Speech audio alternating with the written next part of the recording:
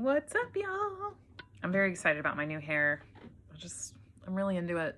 Okay, let me get that out of my head.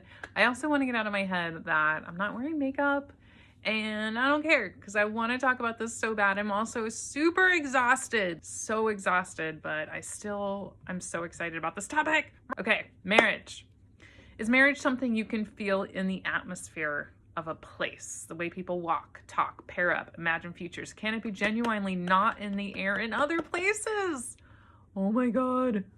Okay. Yes. Seriously, I'm not kidding. It's actually in the air and not in the air. Marriage. This is wild. Here's the thing. I've grown up in San Francisco. I've grown up in Berkeley, Walnut Creek, Concord, Pacifica, Olive Marin. I've lived all over the Bay Area, all over. Of course, I have developed a hard shell to avoid rejection, and I've never really wanted marriage. Like I'm not that girl. I think I was 40 by the time I decided companionship was not a dirty word, that I want, like it was okay and I wanted it. Finding a part of you that is kind of vulnerable is not easy, but at a certain age, I was like, I think I do want to get married. Obviously not to have kids. I don't want children. But that's kind of my story. There's of course a little bit more to that story, but moving on from my personal story, I was raised in a metropolis. Marriage here is in my realm. Can't speak for all the realms here. There's a lot of realms. Marriage here in this area where I'm in, is like, it's almost like, I don't know how to describe it. It's like, I wouldn't ask somebody if I was dating them and getting to know them. I wouldn't be like, where are you at with marriage? I would never bring it up. I don't date to get married. I don't date for marriage. And nobody really that I know does that. So if you brought up marriage, you would be kind of like, ooh, because there's a real choice. You can have so many, people just aren't oriented towards it. And there's a sense of perpetual like option keeping. I mean, there's a lot of adventures to have. I loved it. One time my Idaho mom, I'll talk about her, she actually like intimated that where I live, she lives in the rural, beautiful, like off of a river, off of a lake, lots of just beauty. There's like dangerous animals roaming around, watch out for moose. From her perspective, I don't have a lot of choice and freedom. Like she's like, what do you do in the city? Like it can't be fun. And I was shocked that somebody would have that, like a view of the city. But like, cause I thought everybody knew there was opportunity for almost anything and everything in the city. By the way, that is true about San Francisco. It's kind of known, like if you have a dream that you didn't experience, if you have a dream, let's say, to play kickball, because you loved kickball when you were in the 3rd grade or the 4th grade or the 5th grade, and you never forgot your dreams of kickball. You never forgot the love you had for kickball. You can come here and join a kickball league. It's an adult kickball league. By the way, I just finished my first quarter, my first like series of kickball. Like I joined a kickball league and I was out there kicking a big goofy ball around. So anyway, if you have dreams, you want to be in a band, you want to be in a majorette, you want to be in a marching band, you want to play football, you can do it here. You can do it here. You want to dance? There's a lot of dancing, and sky's the limits. Fantastic bars, like artisan cocktail. There's so much you can do. So I was really shocked that somebody like had that picture of the city. But it turns out there's also a lot of crazy fun stuff you can do in the country too. Tons and tons of outdoor activities, from spelunking, whatever that is, rock climbing, creeks, like paddling, I mean, horseback riding, bow and arrows. Like you can do so much. You can do bow and arrows here too. There's archery. All right. So I was surprised that she had this idea that like, oh, you were kind of limited in the city. Like what could you do in the city? Because I had the same picture. What could you do in the country? But however, I have lived here, born and raised. We've got San Francisco. We've got all these other surrounding cities. I'm not sure what the population is. Sorry, I'm adjusting my light. I don't know what the population is, but there's a lot of people here. So Growing up here, I never wanted to be married. And if I found kind of a marriage self, I'd put her in the back pocket. Shh, girl, not here. And I will always be kind of different. Like, I'm not going to ever be that mainstream girl. My dreams are not about getting married. My dreams are about finding my path, self-expression, and my career. Those are my marriage. That's my true sacred path. Does everyone have to be like that? No, of course not. But don't come at me if you feel like marriage, like if you're not married, you're not good. You're just, there's a flaw. There's an obvious flaw. That's not the world I live in. Okay, so here relationships can feel provisional, fluid. I don't know what provisional means. Fluid and privately negotiated. Absolutely. So true. I love that. I just seen so much truth here. It's exciting. Even partnered people don't necessarily move through the world with a marital horizon. So like in my experience with, if a guy came up to me and was like, hey, you're cute, you're intelligent, you're quite a package, you're amazing. Let's go out, but just so you know, I want to be married in 6 months. That's my goal. I would literally think he was an alien. 6 months is really fast, but generally. But let's say he said, I want to be married in 2 years. If you don't see that on your bingo card, like at this point, it would be refreshing, like to meet somebody that actually really wanted to get married. That's how rare it is. It's actually a huge anomaly here. So let's go back.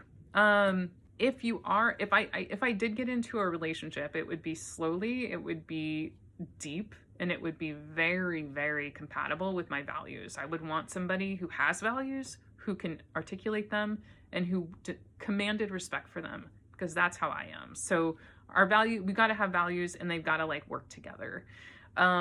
So if that all happened, the way I see myself getting married is like being in like a very content, exciting, delicious, fun relationship where our values were compatible. And I see marriage as an option coming from internally. Like it would literally have to bubble up. And I'd be like, oh my God, I think marriage is here for us. Like we don't go force marriage. It would come from something. It would come from something between us. That's kind of how I would see myself.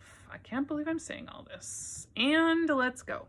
So one time I took a flight to see my Idaho parents who've been married 27 years.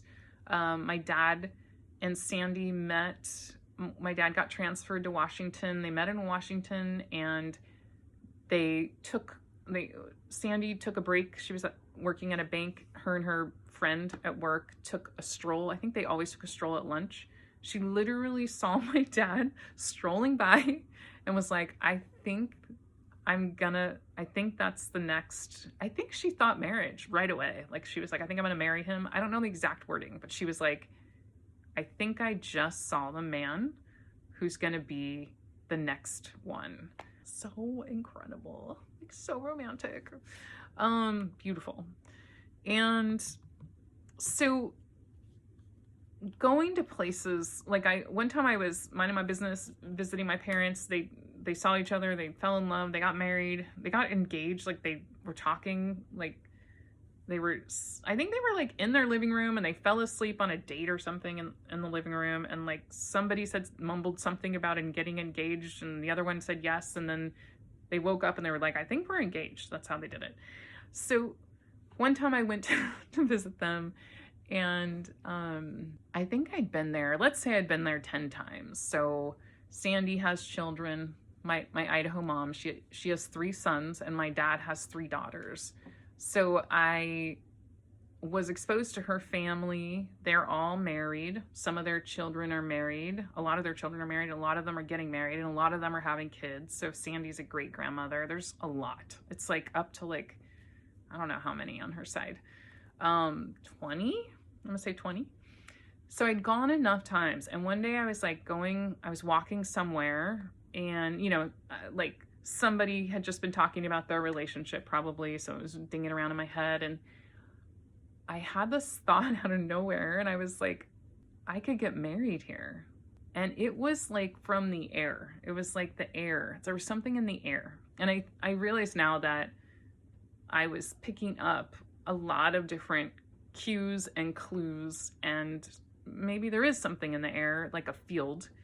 And those cues were like, people carry it as a default life structure. So it's carried around as a like something there, like it's in their bones. It's in the way they stand, maybe.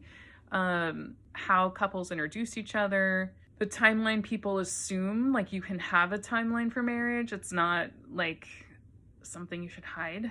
The way commitment is spoken about casually, not defensively. There's an absence of irony around settling down. Holy cow, it's so wild to me. I can't.